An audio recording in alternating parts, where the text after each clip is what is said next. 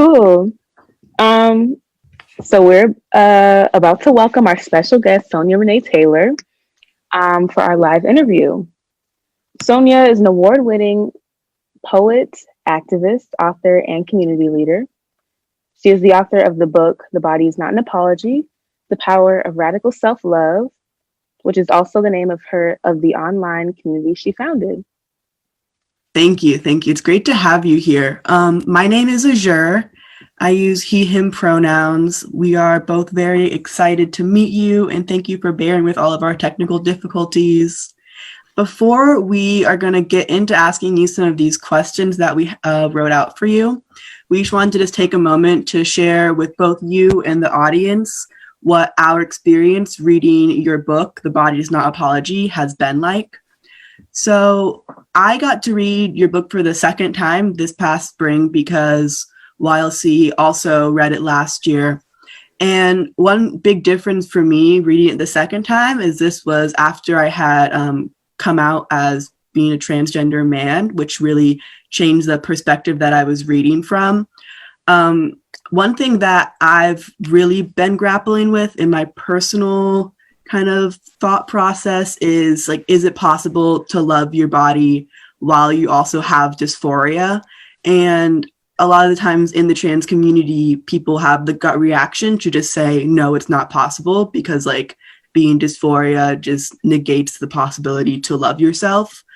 But after reading your book and really processing those words for the second time, that's kind of made me start rethinking my gut reaction to just say it's not possible. A lot of that's because I've recognized there's a lot of struggle already with being trans and having dysphoria. So blaming and hating my body for that is not going to help me find peace in any type of way. So I can't say to you right now that I love my body and I radically can love myself fully. But I will say that your work and your words have inspired me to work towards that, and I am very grateful for that. Wow, I'm deeply grateful for you sharing that story with me, and deeply grateful for the journey that you're on. That's so powerful, and I am inspired by your choice to be unapologetically you. One of the things that immediately comes to my mind as you share that and many people have shared with me, trans folks have shared with me this conversation, this complexity of loving a body and living in dysphoria. And one of the things that I've been thinking about as I've been reflecting on that is in so many ways, even the way that we believe and code the bodies that we have, we're still given to us by a system, right?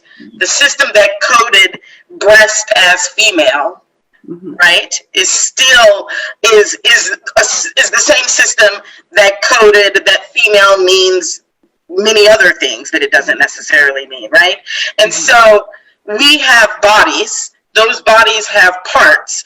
The systems and structures are what gave those parts labels that don't feel like they match. And so it isn't the body that doesn't match. It's the label that they've given to the body that doesn't match. And I wonder in what ways, as we continue to dismantle the system of gender, and the way, and particularly this binary system of gender, the more expansive and expressive all of our bodies can be in our understanding of whatever identity we hold, right? And that those parts stop meaning the things that we've told them to mean in terms of this gender binary. So that's one of the things that I've been thinking about a lot.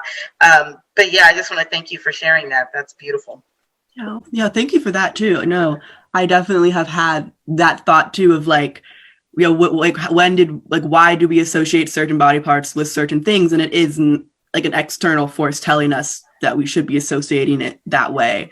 Yeah. And it's interesting because like for me, it's hard to imagine no longer doing that association, but I wonder if we stop, we start with like young people, like when they're growing up, and stop telling them that that's what that means. And like what can future generations, what can their perception of this be? Absolutely.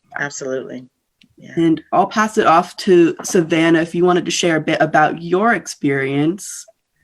Yeah. Yeah, it's a pleasure to meet you, Sonia. My name is Savannah. And like Azure, I also got to read The Body's Not an Apology last year with YLC as well as this year.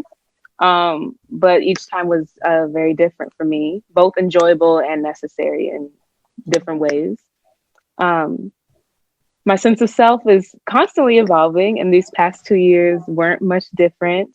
Um, I found peace and reassurance in reading your book and using your words as a blueprint to what all of this self love, self discovery, self acceptance really means. And that's really important to me.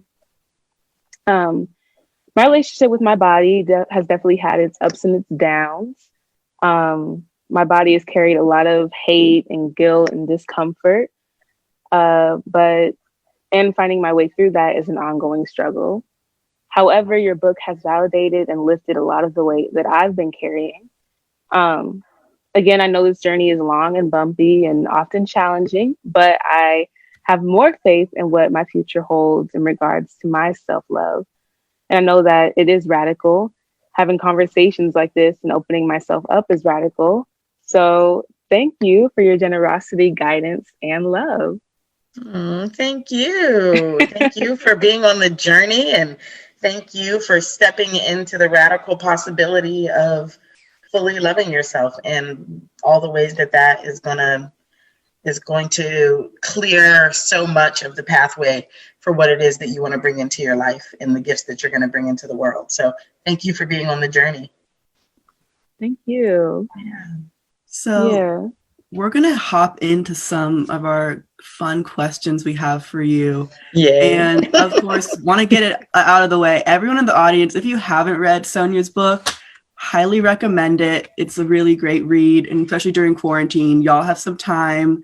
Sure, you could read that book. It'll really change your perspective on a lot of things. But just so people are able to kind of stay engaged in the conversation and know what we're talking about, for those who have not read your book and have not heard of this cool concept of radical self-love, how would you give give a little description of what you're talking about there? Yeah, totally. So radical self-love to me is our inherent knowing of our enoughness, of our divine enoughness. It is how we arrived on the planet already in right relationship with our own bodies and in a right relationship with other people's bodies. You've never seen a toddler who doesn't like themselves. Never. They're in love with themselves. They're in love with their body. They're in love with your body. They think toes are cool and farts are cool and rolls are cool and poop is cool and everything is cool about bodies. And somewhere between how we came here and where we are right now, that message got distorted. Somebody told us that it wasn't okay to think that we were okay. And it wasn't okay to think that the bodies that we were in exactly as they are okay. And so radical self-love is the way we arrived here, already knowing that we are good enough, just as we are, in the beings, bodies, and spirits that we have right now. And all the other beliefs that we've gotten, those are the things sitting on top of our radical self-love. It's like throwing a bunch of laundry on a couch until you can't see the couch anymore. And so the work is about figuring out how to take that stuff off so that we can get back to who we've always been, which is radical self-love. Thank you for that. That's wonderful. Thank you so much. Savannah, do we want to pull a question from the chat, Savannah, or would you want to?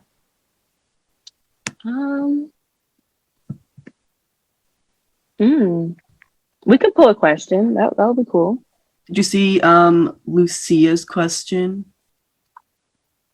Yeah. So Lucia asks, let me see. It says this question was kind of asked earlier, but how has your own sense of self-love or perception changed during the stay-at-home order? Any tips on how to stay grounded yourself? Thank you. That was actually one of the questions we came up with too. So yeah. What's a good way to stay grounded and keep the journey going during this time? Yeah, that's a great question because it has been a difficult time. It's been a difficult global time, and it's been a difficult personal time for me as well during this. I'm in New Zealand. For people who don't know, I'm talking to you from New Zealand. I'm talking to you from. Today is Thursday. Is it Wednesday for y'all? Yes. Yeah, I'm in the future. So I'm in the future Wow. talking to y'all on Thursday morning. During this, not only here in New Zealand, we went on a complete lockdown, the entire nation on a complete lockdown. You couldn't leave your house really. Right around the same time, my relationship ended and my partner moved out. My dog died. A few weeks later, my house got broken into. It's been a rough go. I had a bit of a hard time here. But what has been true, what I think has sustained me and kept me grounded during this time, is that actually I had to start looking at the places where I was living out of a way that wasn't still my radical self-love. That's actually what's been reflected to me in this time. Is like, oh yeah, I've got it over here in this area, and I've got it over here in this area, but over here, I'm still doubting that part. And what's happened in this time is that I've had to learn how to rely on what definitely feels like a power that's bigger than just myself. Because, so when I talk about radical self-love and this sense of enoughness, where that comes from for me is that whatever it is that saw fit to allow me to be here on this planet in this particular body, is the source of love. That is what love is. Something that loved me enough, that loved me alive. Something that loved me so much that it saw fit that I be alive right now. That is what is in me. That sense of love is what is in me. And all the places where I'm feeling insecure, uncertain, where I'm relying on control or power or will, those are the places where I'm not relying on love. And so in this time, with so many things stripped away from us, all those things that oftentimes we rely on instead of love, I got to see all of those things removed. And the only thing that was left was me in a big old house by myself and looking at what is love and what is like the illusion that I've made up. What's the story I've made up and where's my real love? And so that looking for that source that is love, that is in me and also bigger than me, that's what's kept me grounded during this time. And reminded me that radical self-love is not a destination. I've been doing this for years, and I still got work to do because it's a journey. It's a constant journey. Thank you so much for sharing that. And I think I'm sorry for your loss about your dog. That's really sad. But it's really inspiring to hear someone, you, who's so well versed in all of this, and you wrote a book about this, but to hear you say, we're all working there always.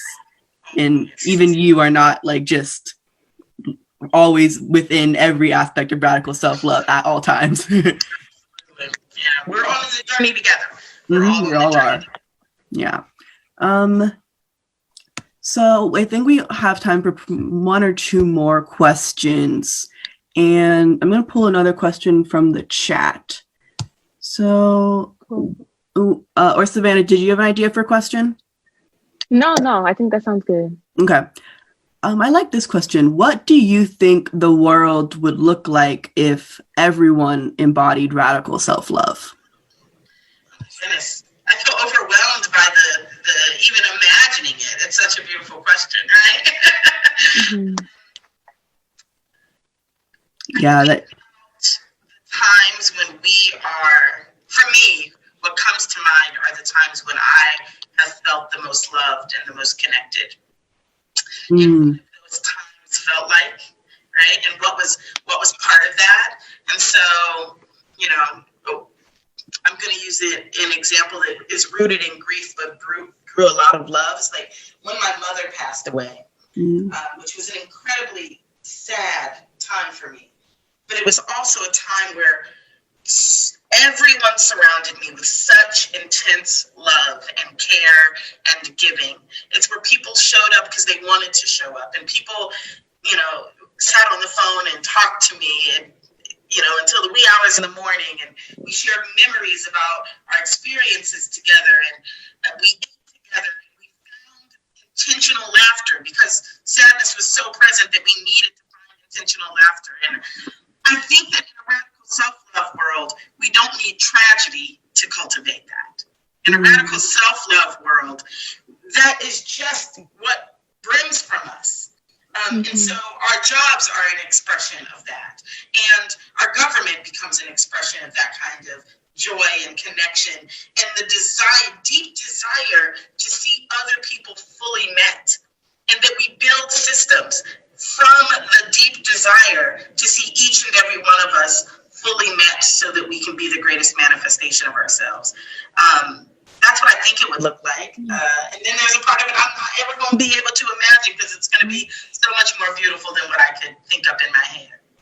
And I love how you said it's going to be, because we're going to get there. Yes. Yes, we are. Okay. Yeah. Okay. I think we have time for one more. Yes. We good? I'll take another one from the audience, from the viewers.